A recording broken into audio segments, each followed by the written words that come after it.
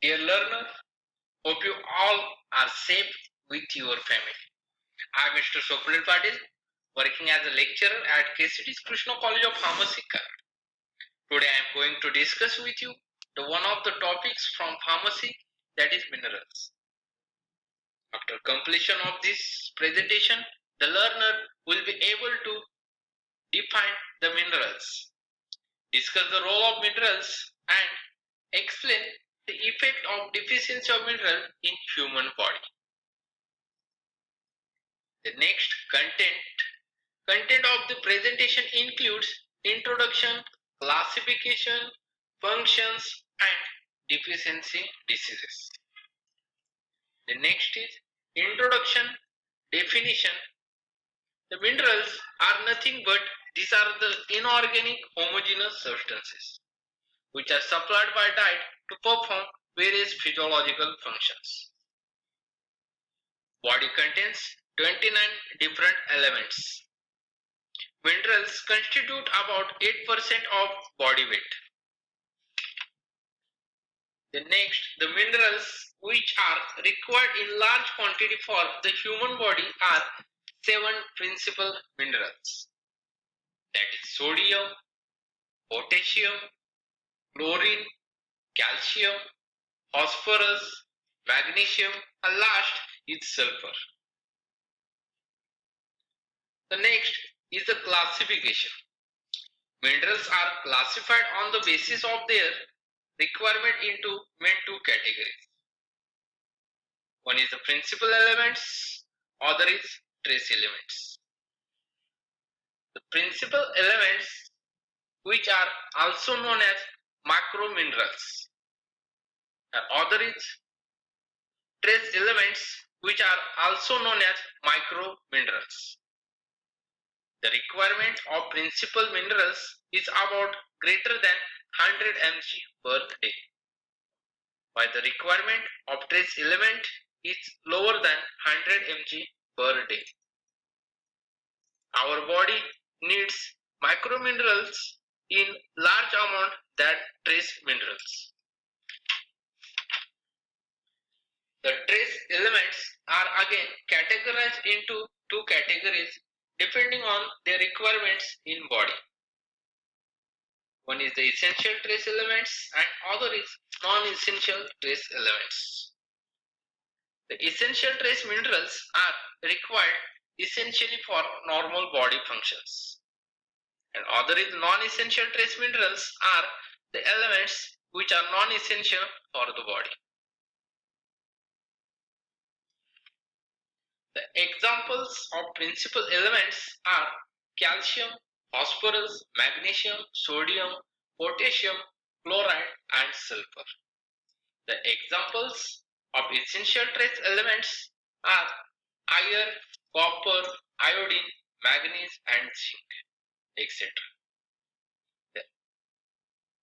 The examples of non-essential trace elements are lead, mercury, and silver, etc.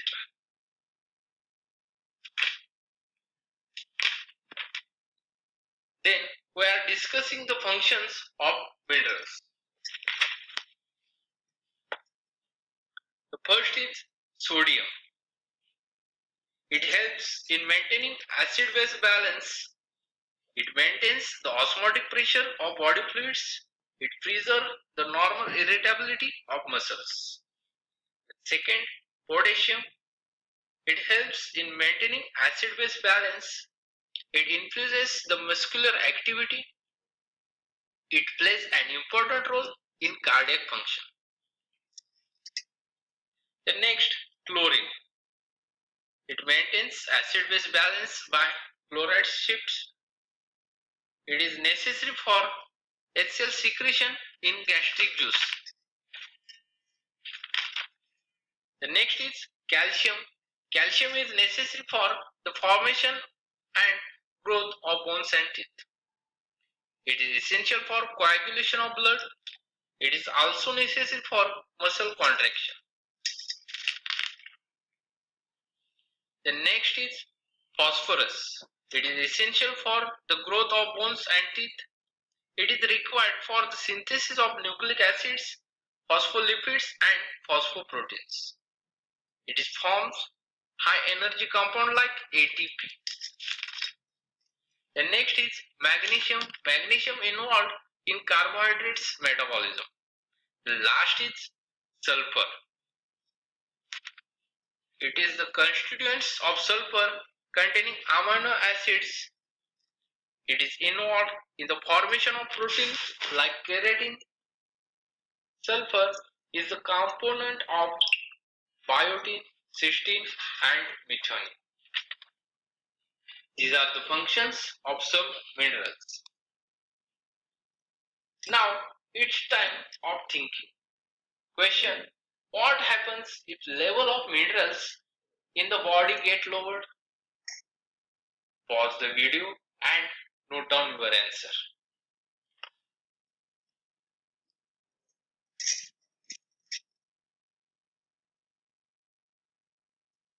Now start the video.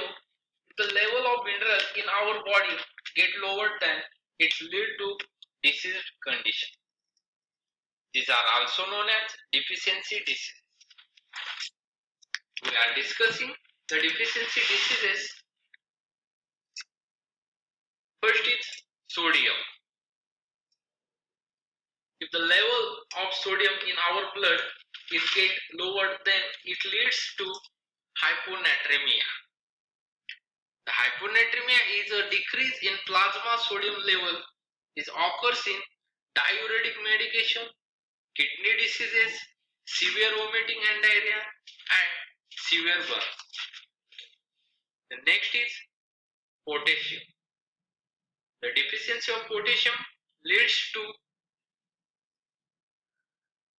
hypokalemia. The hypokalemia is a decrease in serum potassium level.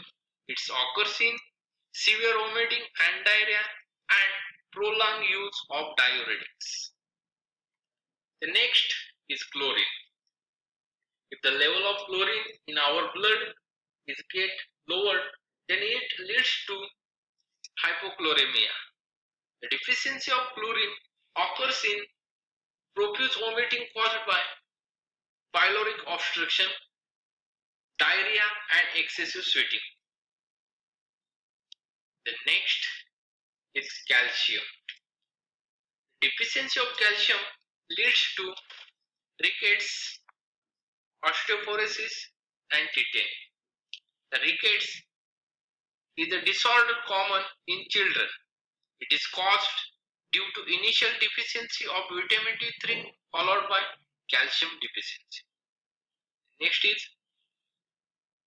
osteoporosis. It is disorder common in elder persons. The main cause is a reduction in total bone calcium and bones become more fragile. The next, tetany. Tetany is a disease that occurs due to decreased ionized fraction of serum calcium. The next is phosphorus. If level of phosphorus in our blood is get lowered, then it leads to softening of bones and osteomalacia. Osteomalacia is a phosphorus deficiency disorders found in adult. It may be due to intake of phosphorus, loss in renal failure. The next is magnesium. The deficiency of magnesium leads to excess urine excretion as in diabetic acidosis and cellular losses. It leads to irritability of CNS, that is central nervous system. The last is sulfur. The deficiency of sulfur leads to, usually deficiency of sulfur does not occur. Adequate protein in diet satisfies sulfur requirement.